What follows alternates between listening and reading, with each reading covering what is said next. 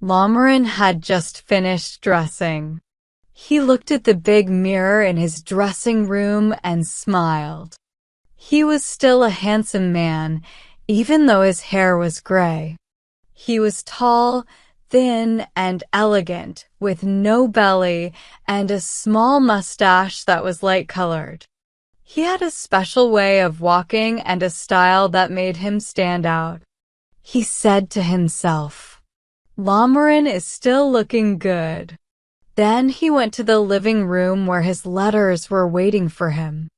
On his table, where everything was in its place, there were about 12 letters. He spread out all the letters like a card player spreading out cards, and he looked at the handwriting, something he did every morning before opening the envelopes. Today, one letter caught his eye. It was simple, but it made him feel uneasy, with a sort of cold feeling in his heart. He thought, "Who can this be from? I know this writing, but I can't remember whose it is."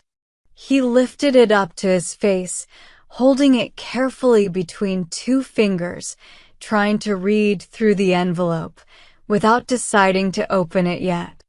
Then he smelled it and picked up a small magnifying glass from the table. He used it to study the handwriting closely. Suddenly, he felt nervous. Who is it from? This writing looks very familiar.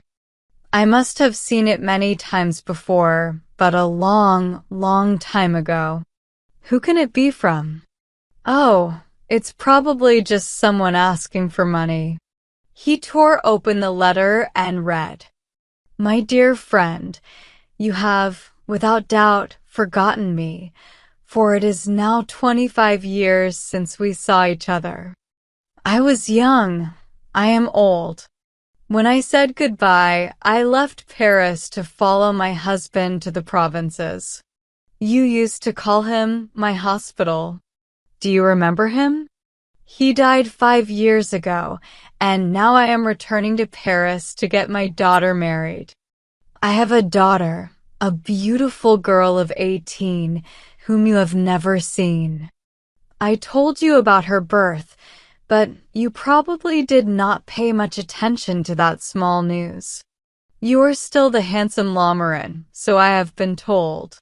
Well, if you still remember little Lise, whom you used to call Lyson, come and dine with her this evening, with the elderly Lise, your ever-faithful friend, who, with some emotion, although happy, reaches out to you a devoted hand, which you must clasp, but no longer kiss, my poor Jacqueline.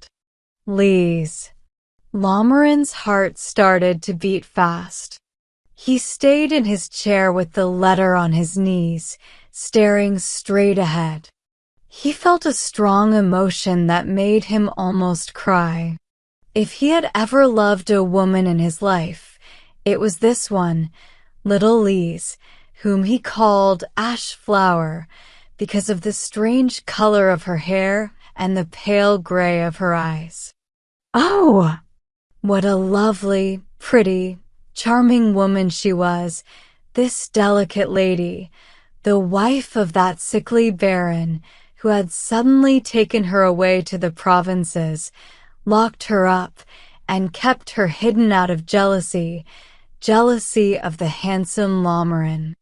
Yes, he had loved her, and he believed that she had truly loved him too. She called him Jacqueline in a sweet way.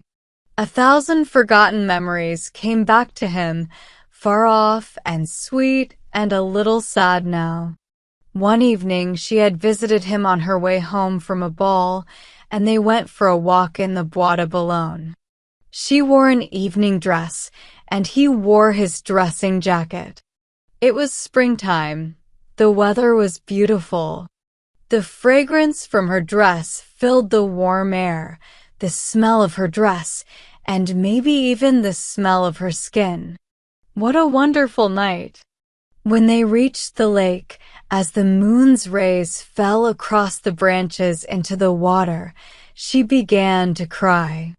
A little surprised, he asked her why. "I don't know. The moon and the water have affected me. Every time I see poetic things, I feel a tightness in my heart, and I have to cry." He smiled, also feeling emotional, finding her feelings charming, the pure emotions of a simple woman, overwhelmed by everything. And he hugged her tightly, saying, "My little Lise, you are wonderful." What a lovely love affair, short and sweet, it had been. But it ended too quickly, cut short by the old baron, who had taken his wife away and never let anyone see her again. Lomarin had forgotten, in fact, at the end of 2 or 3 months. One woman replaces another so quickly in Paris, when one is a bachelor. But he had kept a small place for her in his heart, for he had loved her alone. He assured himself now that this was true. He stood up and said aloud, "Certainly, I will go and dine with her this evening." And instinctively he turned toward the mirror to look at himself from head to toe. He thought, "She must look very old, older than I look." And he felt pleased at the thought of showing himself to her still handsome, still fresh, surprising her, maybe making her feel emotional, and making her regret those days long ago.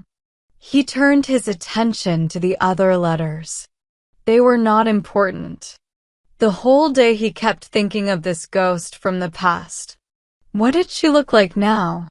How strange it was to meet this way after 25 years. But would he recognize her? He got ready carefully, put on a white vest, which suited him better with the coat than a black one, sent for the hairdresser to give him a final touch with the curling iron, for he still had his hair, and started very early to show his eagerness to see her. The first thing he saw when he entered the pretty drawing room, which was newly furnished, was his own portrait. It was an old faded photograph from the days when he was handsome, hanging on the wall in an old silk frame. He sat down and waited. A door opened behind him. He stood up quickly and turned around. He saw an old woman with white hair who held out both hands to him. He took her hands, kissed them one after the other many times. Then, lifting his head, he looked at the woman he had loved. Yes, it was an old lady he did not recognize, who smiled but seemed ready to cry. He couldn't help but whisper, "Is it you, Lise?" She replied, "Yes, it is I. It is really me. You wouldn't have known me, would you? I have had so much sorrow, so much sadness. Sadness has taken over my life. Look at me now, or, better, don't look at me. But how handsome you have stayed, and young. If I had met you in the street by chance, I would have shouted, 'Jacqueline! Now, sit down and let's talk first.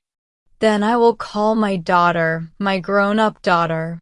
You'll see how she looks like me, or rather, how I used to look. No, it's not quite that. She is just like the old me. You shall see. But I wanted to be alone with you first. I feared I would feel emotional at the first moment. Now it is all over. It is past. Please sit down, my friend." He sat down beside her, holding her hand, but he did not know what to say. He did not know this woman. It seemed he had never seen her before. Why had he come to this house? What could he talk about? The past? What was in common between him and her? He could no longer remember anything in front of this grandmotherly face.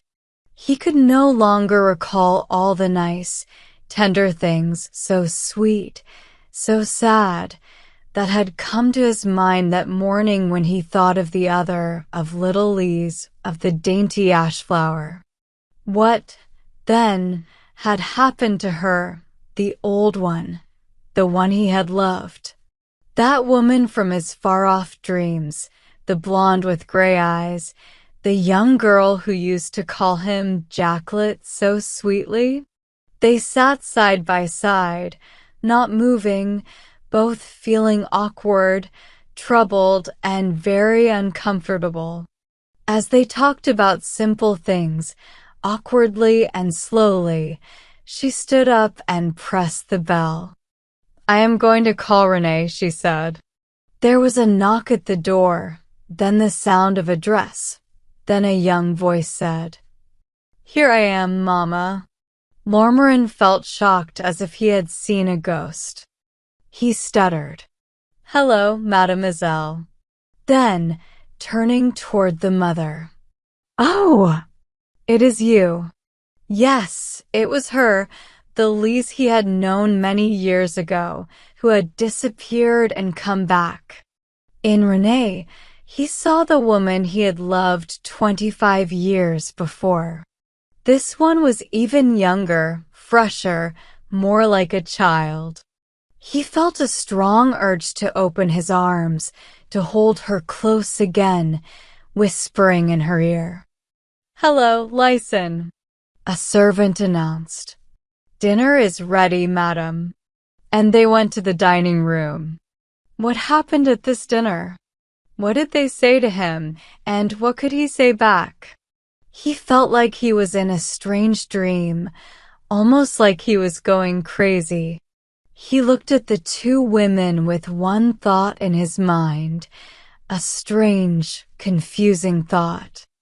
Which one is the real one? The mother kept smiling and saying, "Do you remember?" And it was in the bright eyes of the young girl that he found his memories of the past. Many times he almost said to her, "Do you remember, Lyson?" forgetting the old lady with white hair who was looking at him kindly. And yet, there were moments when he no longer felt sure, when he got confused. He could see that the woman today was not exactly the woman from long ago. The old Lise had something in her voice, her eyes, and her whole being that he didn't find again. He tried very hard to remember his old love, to find what had been lost, what this new Lise did not have. The Baron said, "You have lost your old liveliness, my poor friend." He murmured, "There are many other things that I have lost." But in his heart, full of emotion, he felt his old love coming back, like a wild animal waking up, ready to bite him. The young girl kept talking, and every now and then, something in her voice, a way of speaking or thinking like her mother, made Lormerin tremble. These things touched him deeply, making his old feelings bleed again. He left early and walked along the boulevard. But the image of the young girl followed him, haunted him, made his heart beat faster, and his blood warm up. When he was away from the two women, he now saw only one, the young one, the old one come back from the past, and he loved her as he had loved her many years ago. He loved her even more after 25 years. He went home to think about this strange and terrible thing and to decide what to do. But as he was passing with a candle in his hand, in front of the big mirror where he had looked at himself and admired himself before he left, he saw an old, gray-haired man reflected there. Suddenly he remembered what he had been like in the old days, in the days of little Lise. He saw himself as he used to be, charming and handsome, as he had been when he was loved. Then, bringing the light closer, he looked at himself more closely, like looking at something strange with a magnifying glass, seeing the wrinkles, finding the terrible changes that he had not noticed before. And he sat down, feeling crushed at the sight of himself, at the sight of his sad image, murmuring, "It's all over, Lormarin."